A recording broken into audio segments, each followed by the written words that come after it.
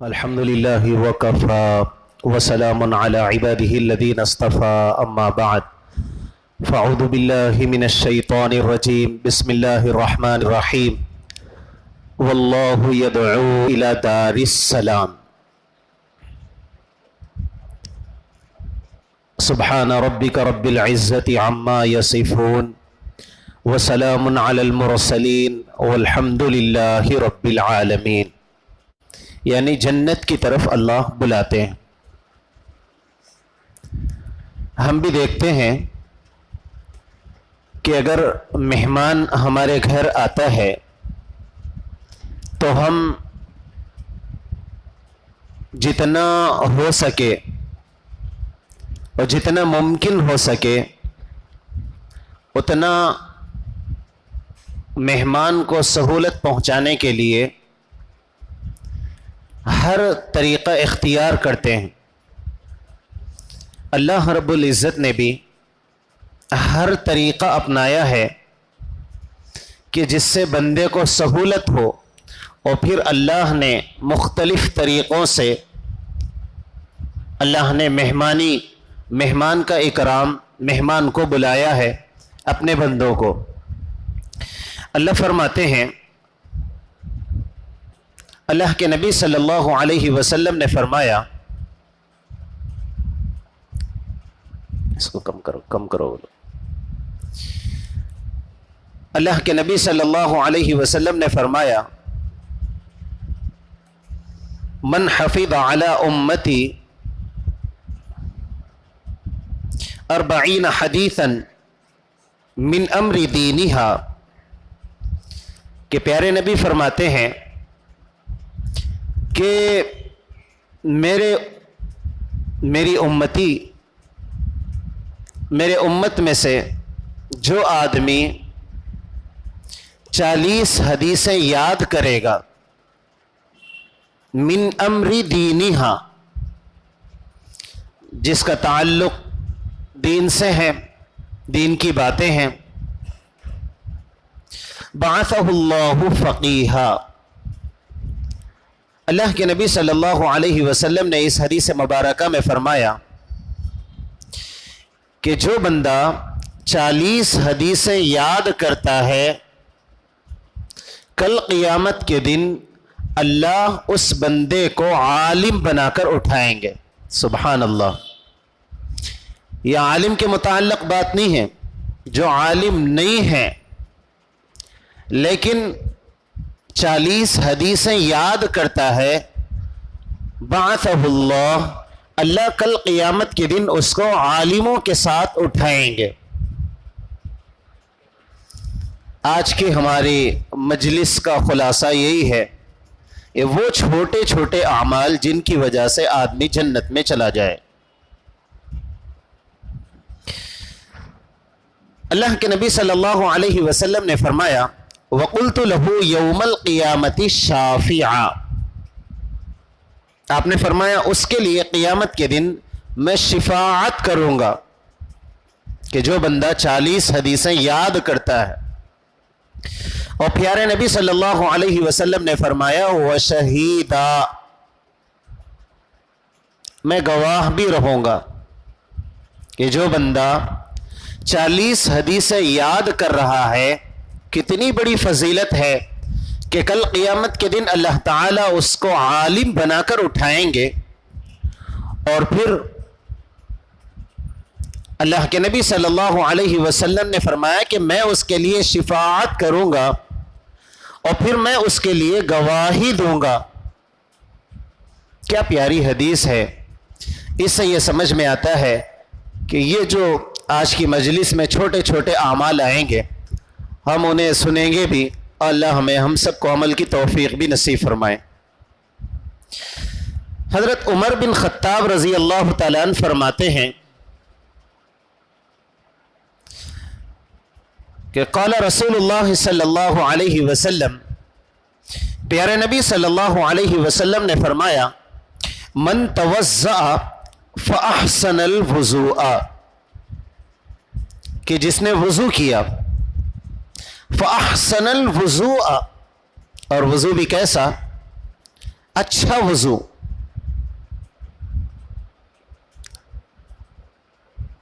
سنن کا لحاظ ہو، مستحبات کا لحاظ کر رہا ہو، عمدہ وضو کرنے والا ہے، اچھا وضو کیا. ثم قال، جب وضو سے فارغ ہو گیا تو اس بندے نے کہا اشہد ان لا الہ الا اللہ وحدہ لا شریک لہ واشہد ان محمدا عبدہ ورسولہ اللہم اجعلنی من التوابین وجعلنی من المتطہرین. دوسری احادیث میں اشہد ان لا الہ الا اللہ واشہد ان محمدا عبدہ ورسولہ کچھ الفاظ کی کمی کے ساتھ. بہرکیف حضرت عمر رضی اللہ تعالیٰ عنہ نے فرمایا، پیارے نبی صلی اللہ علیہ وسلم فرماتے ہیں جس نے وضو کیا فاحسن الوضو، اچھا وضو کیا،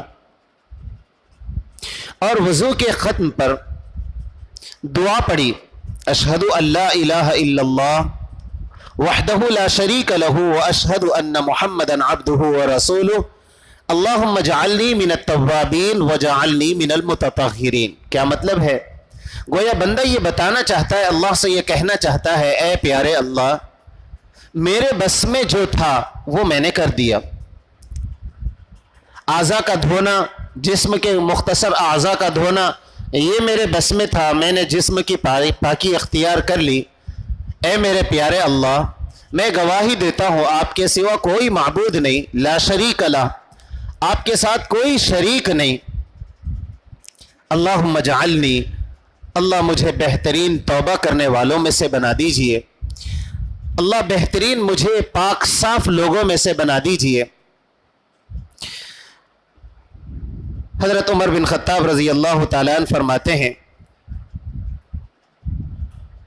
کہ اللہ کے نبی صلی اللہ علیہ وسلم نے فرمایا فتحت لہ ثمانیۃ ابواب الجنہ، کہ اس بندے کے لیے جنت کے 8 دروازے کھول دیے جاتے ہیں. یدخل من ایہا شاء، پھر پیارے نبی صلی اللہ علیہ وسلم نے فرمایا کہ وہ بندہ جس دروازے سے چاہے جنت میں داخل ہو جائے. عمل کیا تھا؟ وضو کرنا تھا. ہم بھی وضو کرتے ہیں 5 وقت میں، لیکن یہاں یہ بتایا گیا فاحسن الوضو، اچھا وضو، تو اس کے لیے جنت کے 8 دروازے کھول دیے جاتے ہیں کہ وہ جس دروازے سے چاہے داخل ہو جائے. من ایہا شاء، وضو کے لیے تو وہی 5 منٹ لگتے ہیں، چاہے آپ جلدی جلدی کر کے اچھا وضو نہ کریں، اچھا وضو کریں، وقت تو وہی لگے گا، لیکن اچھا وضو کرنے والے کے لیے یہ بشارت ہے کہ جنت کے دروازے اس کے لیے کھول دیے جاتے ہیں. ایسے ہی ایک حدیث مبارکہ میں اللہ کے نبی صلی اللہ علیہ وسلم نے فرمایا الوالد اوسط ابواب الجنہ، باپ جو ہوتا ہے وہ جنت کا درمیانی دروازہ ہوتا ہے.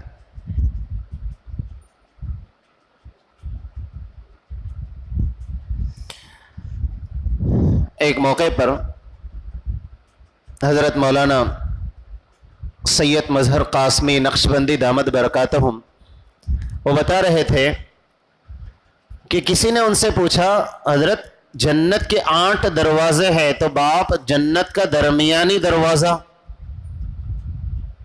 تو حضرت نے فرمایا میرے ذہن میں اللہ نے بات ڈالی تو میں نے کہا کہ اس حدیث کا مطلب یہ ہے،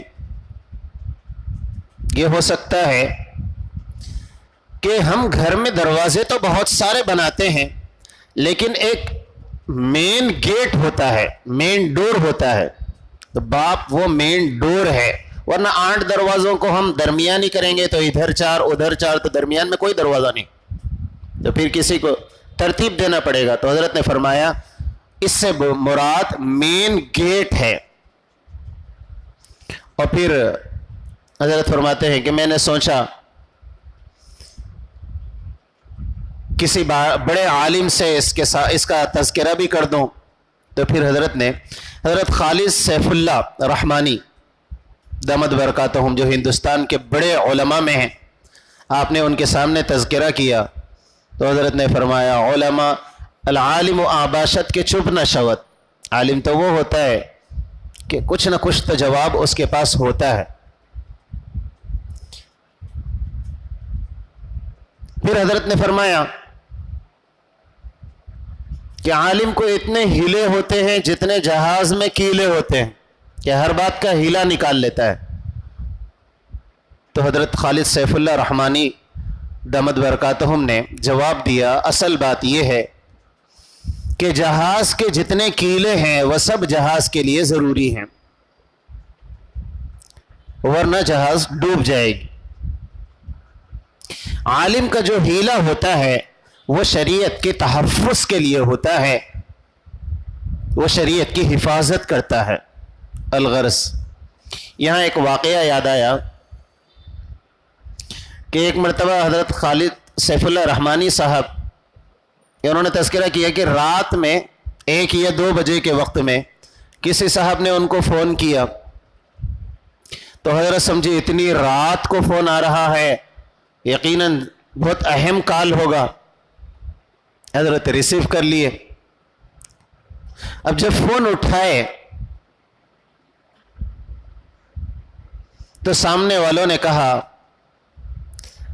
کہ مولانا اصل میں ہم 2 بچے گدیوں پہ بیٹھے ہوئے باتیں کر رہے تھے، تو آپس میں ڈسکس ہوئی، تو قصہ یہ نکلا کہ نکاح میں 2 گواہ کی ضرورت رہتی، تو آدم علیہ السلام کا نکاح ہوا تو گواہ کون تھے؟ حضرت نے فرمایا رات کے 2 بجے 1 بجے کا وقت ہے، حضرت سمجھے کوئی خاص سوال ہے، اتنی رات کو فون کر رہا ہے، اور سوال کیا ہے؟ آدم علیہ السلام کے نکاح میں گواہ کون تھے؟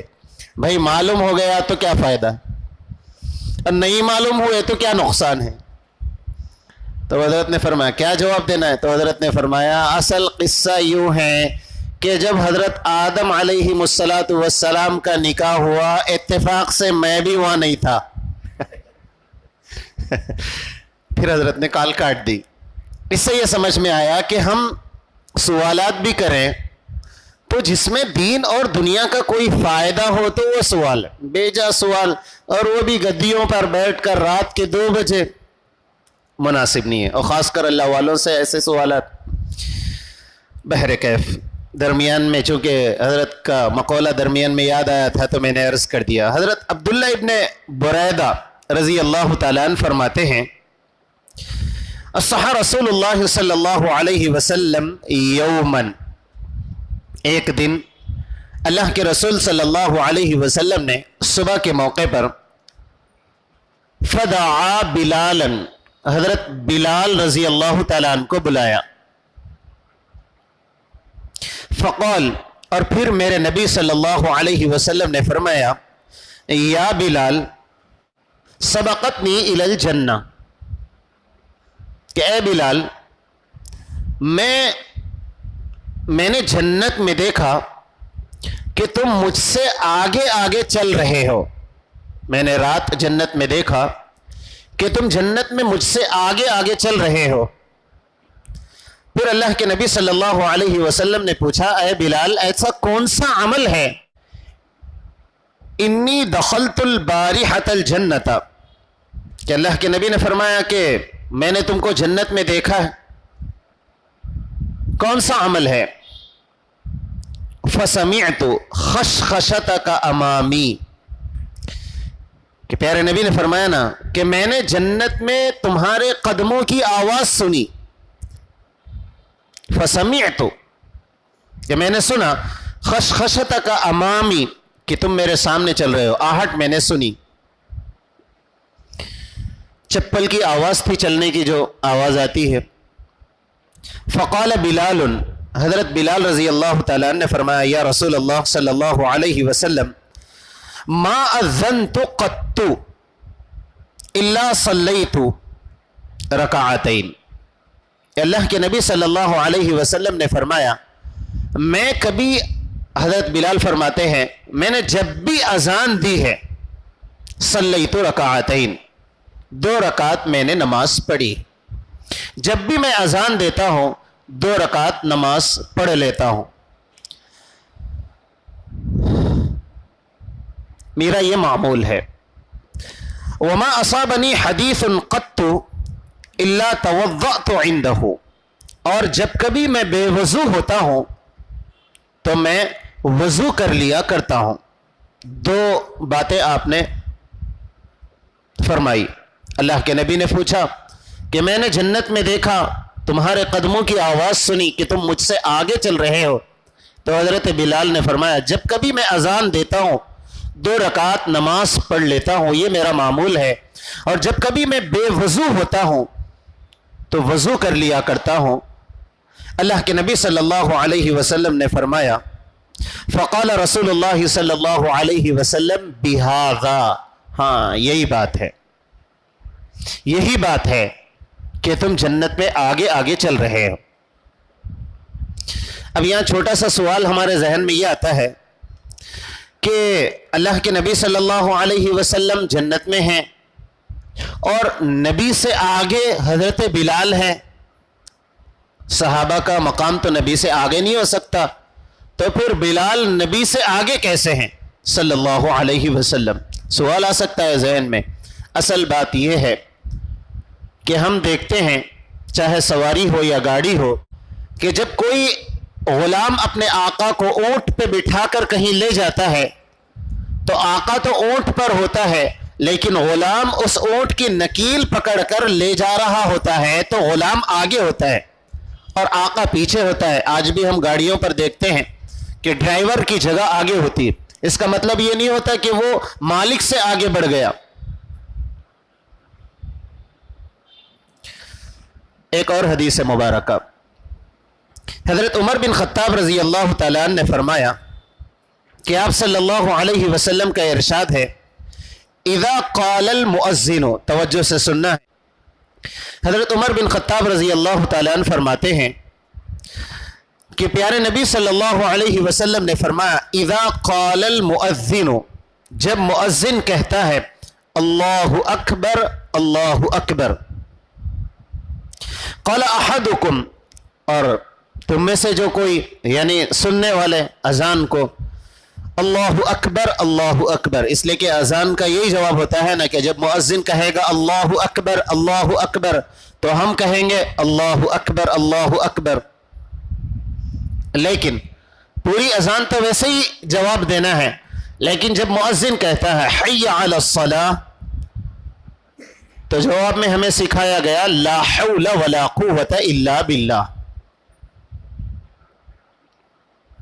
बात क्या है कि मुअज्जिन अल्लाहु अकबर कहता है तो सुनने वाले अल्लाहु अकबर, और मुअज्जिन जब अशहदु अल्ला इलाहा कहता है तो जब वही अल्फाज दोहराने हैं। जब मुअज्जिन हय्या अलस सलाह या हय्या अलल फलाह कहता है आओ कामयाबी की तरफ, तो हमें हुक्म दिया गया ला हौला वला कुव्वता इल्ला बिल्लाह कहो। ऐसा क्यों? बात यह है, अजान के अल्फाज तो वही कहने हैं। जब हय्या अलस सलाह मुअज्जिन कहे तो बंदा ये कहे कि आओ कामयाबी की तरफ, तो अब बंदा अपने तमाम काम बंद कर दे और ये कहे कि नहीं है कोई ताकत, हय्या अलस सलाह ला हौला वला कुव्वता इल्ला बिल्लाह, जो हम कहते हैं हय्या अलस सलाह के जवाब में, मतलब ये निकलता है नहीं है कोई ताकत नेकी के कराने की, नहीं है कोई कुव्वत सिवाय अल्लाह के। अब मुअज्जिन नेकी की तरफ बुला रहा है, इसलिए हम कहेंगे ला हौला वला कुव्वता इल्ला बिल्लाह। आई बात समझ में? मुअज्जिन के जो अल्फाज है हम वही कहेंगे, लेकिन जब मुअज्जिन कहेगा आओ नमाज की तरफ तो हम कहेंगे ला हौला वला कुव्वता इल्ला बिल्लाह, इसलिए कि ताकत नेकी के करने की कुव्वत अल्लाह के अलावा किसी के पास नहीं। अल्लाह से हम मदद मांग रहे हैं गोया। और अजीब बात है, 5 मिनट की अजान होती है, जिंदगी भर तो अजान नहीं होती कि वो अजान होती जा रही है और हम जवाब देते जा रहे हैं। 5 मिनट अजान, और उन 5 मिनट के अजान में हमने जवाब दिया। अल्लाह के नबी सल्लल्लाहु अलैहि वसल्लम ने आगे फरमाया मिन क़ल्बिही, लेकिन जवाब कैसा देना है? दिल से जवाब देना है, गफलत से नहीं। دل سے جواب دینا ہے، توجہ کے ساتھ جواب دینا ہے۔ یہ چھوٹا سا عمل ہے، لیکن پیارے نبی نے فرمایا دخل الجنہ، وہ آدمی جنت میں داخل ہو گیا۔ اذان ہے، اس کا جواب دینا ہے، 5 منٹ کا کام ہے، توجہ سے جواب دینا ہے۔ اللہ کے نبی نے فرمایا دخل الجنہ، وہ آدمی جنت میں داخل ہو گیا۔ سوال یہ ہے، اذان کا جواب تو دیے، جنت میں کہاں داخل ہوئے؟ یہی تو ہے۔ پھر میرے نبی نے فرمایا وہ آدمی جنت میں داخل ہو گیا۔ ہر زبان کا اپنا انداز ہوتا ہے۔ آپ دیکھتے ہیں ہمارا کوئی کام پھنسا ہوا ہے، ہم کسی ایم ایل اے کے پاس گئے، کسی منتری کے پاس گئے، کسی بڑے منسٹر کے پاس گئے، اور پھر ہم نے کہا کہ حضرت ہمارا کام پھنسا ہوا ہے، آپ اس ڈپارٹمنٹ کے بڑے ہیں، اور جب اس نے کہہ دیا چلو تمہارا کام ہو گیا، کہاں ہوا کام؟ لیکن اس نے کہا کہ تمہارا کام ہو گیا، ابھی کام شروع بھی نہیں ہوا، لیکن اس نے کہا کوئی بات نہیں۔ باہر نکلتے ہیں تو دوست کہتے ہیں اب تو تمہارا کام ہو گیا، حالانکہ ابھی فائل فارورڈ بھی نہیں ہوئی، ابھی ہمارے ہاتھ میں ہے، لیکن ہمارے دوست کیا کہتے ہیں؟ تمہارا کام تو ہو گیا، کیونکہ تم نے فلاں منسٹر سے درخواست اپنی لکھا لی ہے۔ گویا بتانا یہ چاہتے ہیں کہ تم نے جو درخواست لکھائی ہے یا تم نے جو اس کے اوپر مہر لگایا ہے، یہ ایسا ہی ہے جیسے کام ہو گیا۔ تو جب بڑا کوئی بات کہتا ہے تو وہ کام ہو گیا، عام محاورے میں یہ بات ہوتی ہے۔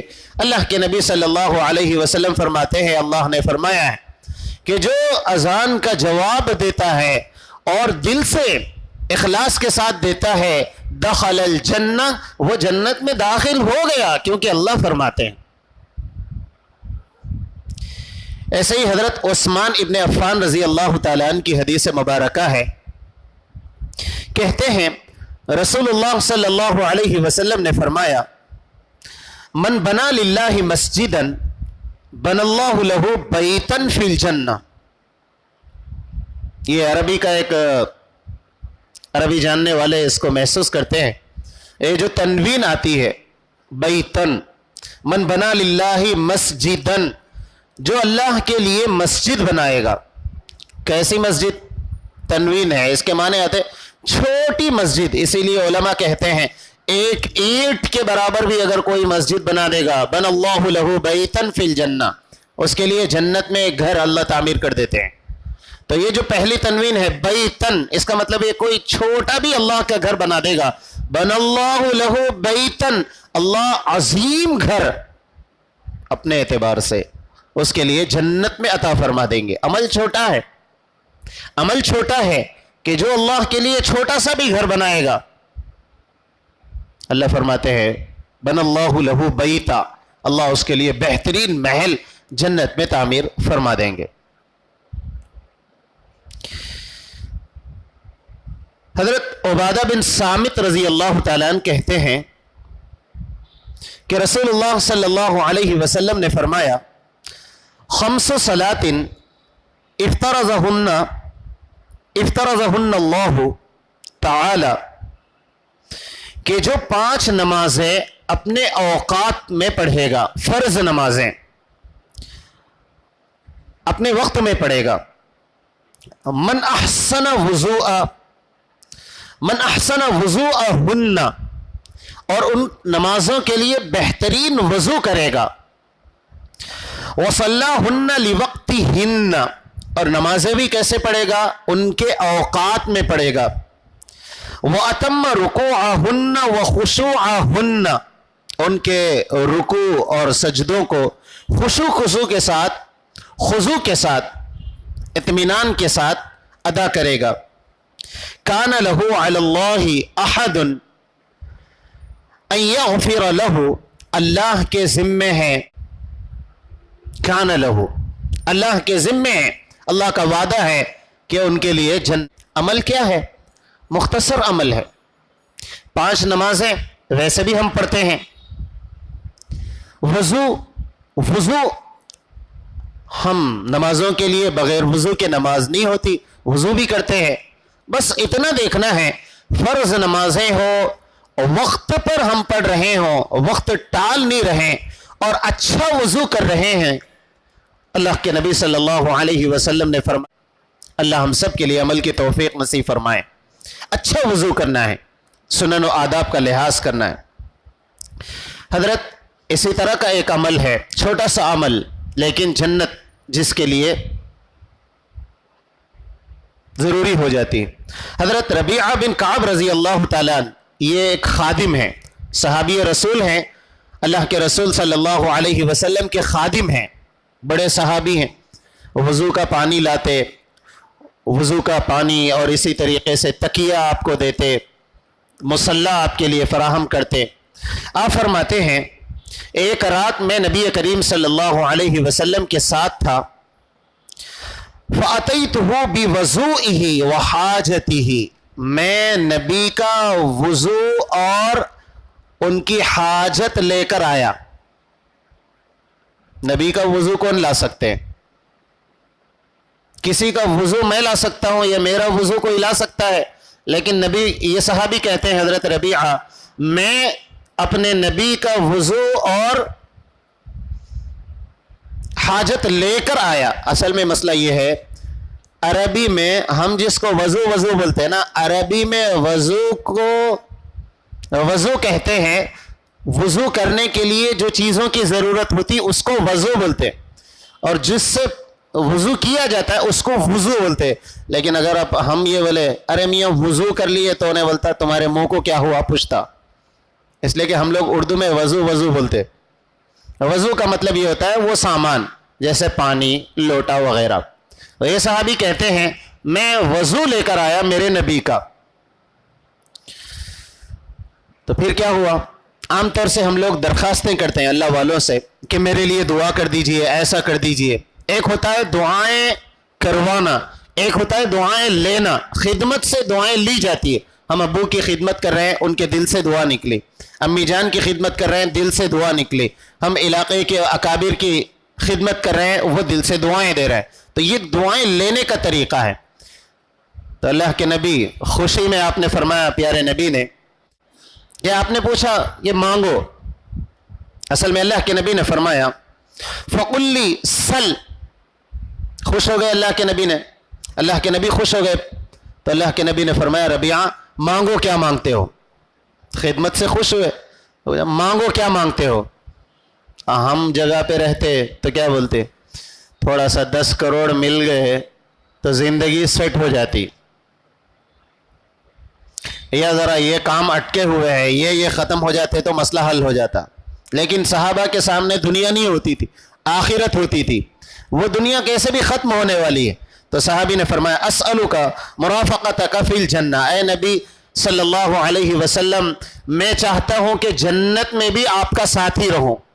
دنیا میں تو آپ کی خدمت میں ہوں، جنت میں بھی آپ کے ساتھ رہوں. کیا پیاری چیز آپ نے مانگ لی.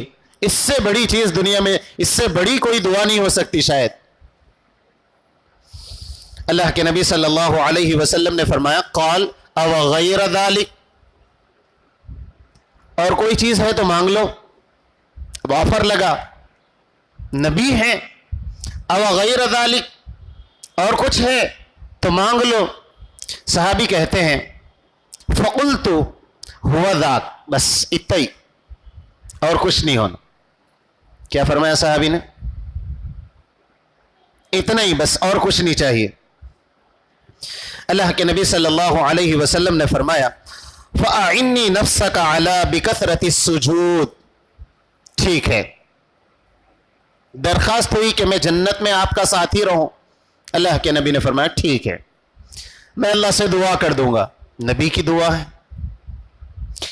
اللہ کے نبی نے فرمایا ٹھیک ہے، میں اللہ سے دعا کر دوں گا، لیکن تم بھی میرا ساتھ دو. بکثرت السجود، نوافل کثرت سے پڑھا کرو. تم نوافل کثرت سے پڑھو، میں اللہ سے دعا کر دوں گا کہ جنت میں تم میرے ساتھ رہو. اس سے یہ سمجھ میں آیا کہ نوافل کی کثرت آدمی کو جنت کے اعلیٰ مقام تک پہنچا دیتی ہے. اللہ عمل کی توفیق نصیب فرمائے. فرض تو سب پڑھتے ہیں, نوافل کی کثرت ہونا ہے. ایسے ایک چھوٹی سی حدیث ہے, میں یہ کیوں بتا رہا ہوں, یہ چھوٹے چھوٹے عمل ہے لیکن جنت اس کے ذریعے سے ضروری ہو جاتی ہے. حضرت علی رضی اللہ تعالیٰ عنہ فرماتے ہیں, رسول اللہ صلی اللہ علیہ وسلم نے فرمایا, من قرأ آیت الکرسی دبر کل صلاۃ, جو کوئی بندہ فرض نماز کے بعد آیت الکرسی پڑھتا ہے, دیکھو کتنا چھوٹا سا عمل ہے, لم یمنعہ من دخول الجنہ الا الموت. اللہ کے نبی نے فرمایا کہ جو بندہ فرض نماز کے بعد آیت الکرسی پڑھنے کی عادت ڈال لیتا ہے, اس کو جنت میں جانے سے کوئی روک نہیں سکتا الا یہ کہ اس کی موت. بس اب موت درمیان میں ہے, ادھر وہ مرا ادھر وہ جنت میں, ادھر اس کا انتقال ہوا ادھر وہ جنت میں ہے. عمل کتنا بڑا ہے, بہت بڑا عمل ہے جی, بہت بڑا عمل ہے. چھوٹا سا عمل. حضرت علی رضی اللہ تعالیٰ عنہ فرماتے ہیں, ہر فرض نماز کے بعد آیت الکرسی پڑھنا ہے, بس جنت میں ضرور داخل ہو. بلکہ جنت میں اور جنت میں داخل ہونے اور اس کے درمیان موت دروازہ بنی ہوئی ہے. ایسے ہی حضرت قیس رضی اللہ تعالیٰ عنہ فرماتے ہیں کہ رسول اللہ صلی اللہ علیہ وسلم نے فرمایا, الا ادلک علی باب من ابواب الجنہ, الا ادلک, کیا میں تمہاری رہبری کروں کس چیز کی طرف؟ باب من ابواب الجنہ, کہ جنت کے دروازوں میں سے ایک دروازہ کیا میں تمہیں نہ بتا دوں؟ فقلت بلا. صحابی کہتے ہیں, حضرت قیس فرماتے ہیں میں نے کہا ضرور بتائیے. اللہ کے نبی صلی اللہ علیہ وسلم نے فرمایا, لا حول ولا قوت الا باللہ. یاد کرنا مشکل ہے جی, مشکل ہے یاد کرنا. لا حول ولا قوت الا باللہ, یہ جنت کا دروازہ ہے. اس لیے کہ انسان اس سے یہ بولنا چاہتا ہے, اللہ کوئی طاقت نہیں میرے پاس, کوئی قوت نہیں میرے پاس, بس جو ہے آپ ہیں. جو بندہ اس کو کثرت سے پڑھتا ہے یہ خود ایک جنت کا دروازہ ہے. لا حول ولا قوت الا باللہ. اللہ ہم سب کو عمل کی توفیق نصیب فرمائے. اخیری حدیث بتا کر میں اپنی بات کو ختم کرتا ہوں. اللہ کے نبی صلی اللہ علیہ وسلم نے فرمایا, ان فی الجنت بابن, کہ جنت میں ایک دروازہ ہے, یقال لہ الریان, کہ جس کا نام ریان ہے. کیا نام ہے جی؟ ہاں, ریان. یدخل منہ الصائمون یوم القیامہ, لا يدخل منہ احد غیرہم. پیارے نبی نے فرمایا وہ دروازہ جنت میں جو ہے اس کا نام ہے ریان, اس سے کوئی داخل نہیں ہوگا مگر روزے دار اس دروازے سے داخل ہوں. روزے داروں کے علاوہ کوئی اس دروازے سے داخل نہیں ہوگا. اب سوال یہ ہے, ہمارے ذہن میں یہ بات آ سکتی ہے کہ دنیا میں کون ایسا انسان ہے جو روزے نہیں رکھتا؟ رمضان آیا تو پوری امت محمدیہ صلی اللہ علیہ وسلم روزے رکھتی ہے. جب سب روزے رکھیں گے تو سب اسی دروازے سے داخل ہوں گے, تو باقی کے دروازے خالی ہی رہیں گے. سب اسی سے داخل ہو رہے ہیں, بھیڑ اسی دروازے پر ہوگی, بقیہ دروازے خالی. سوال آ سکتا ہے ذہن میں, لیکن علماء نے فرمایا اس کا مطلب وہ نہیں ہے. فرض روزے تو سب رکھتے ہیں, فرض روزوں کی بات نہیں ہے, نفل روزوں کی بات ہے. اس کو مثال سے سمجھاؤں, دودھ ہم سب پیتے ہیں, میرے گھر میں بھی دودھ ہے, آپ کے گھر میں بھی دودھ ہے. کوئی گھر ایسا ہوگا جس گھر میں دودھ نہیں ہے, لیکن کیا کوئی ہم کو یہ بولتا وہ دیکھو انہیں دودھ والا جا رہا، کوئی ہم کو بولتے میں بھی کپڑے پہنا، آپ بھی کپڑے پہنے، اور ہمارے گھروں میں بھی کپڑے بہت سارے ہیں، لیکن کوئی یہ بولتے وہ دیکھو انہیں کپڑے والا جا رہا، کوئی بولتے ہیں؟ کوئی نہیں بولتا۔ ہاں، جو دودھ لا کر ڈالتا ہے، جس کی مصروفیت دودھ کے کثرت میں ہوتی ہے، اس کو کہا جائے یہ دودھ والا ہے۔ جو کپڑے بیچنے والا ہے اس کو یہ کپڑے والا ہے۔ اس سے یہ سمجھ میں آیا کثرت جب ہوتی ہے تو پھر اس کی طرف ان چیزوں کی نسبت ہوتی ہے۔ ہم روزے تو رکھتے ہیں، کوئی مسلمان بغیر روزے دار نہیں ہوتا، لیکن صائمون اس دن جنت کے دروازے سے داخل ہوں گے، اس کا مطلب یہ ہے کہ کثرت سے روزے رکھنے والا۔ اللہ کرے کہ ابھی ابھی رمضان گزرا ہے، ابھی ابھی ہمارے گناہ معاف ہوئے ہیں، ابھی بخشے بخشائے، یہ پہلا مہینہ گزر رہا ہے، قریب آیا ہے۔ اللہ سے دعا ہے کہ اللہ تعالی ہمیں روزوں کی قدر بھی توفیق نصیب فرمائیں، اور کثرت سے روزے رکھنے۔ یہ ایام 20 جو ہے درمیان کے ہر مہینے کے 13، 14، 15 تاریخ کے چاند کی تاریخ کے روزے رکھنے کی توفیق نصیب فرمائے۔ میرے بھائیوں، روزے جہاں دینی فائدہ ہے، اخروی فائدہ ہے، وہاں صحت کا بڑا فائدہ ہے۔ آج کل ہر آدمی کچھ نہ کچھ بیماریوں میں مبتلا ہے، یہ روزے انسان کی تمام بیماریوں کو ختم فرما دیتے ہیں۔ لکھا ہے کہ یہ انسان کا جو معدہ ہے اس کو کچھ نہ کچھ کھانے کی عادت ہے، جب ہم اوپر سے باہر سے کھانا بند کر دیتے ہیں، اب جب روزہ ہوتے ہیں تو یہ معدہ اندر سے چربی کو کھانے لگتا ہے، تو پھر یہ چربی کے ختم ہونے کی وجہ سے انسان کی صحت بالکل ٹھیک ٹھاک ہو جاتی ہے۔ اللہ سے دعا ہے اللہ تعالی جہاں دوسرے نیکیوں میں ہمیں شوق اللہ نے پیدا کیا ہے، وہی اللہ ہمیں روزوں کا بھی شوق نصیب فرمائے۔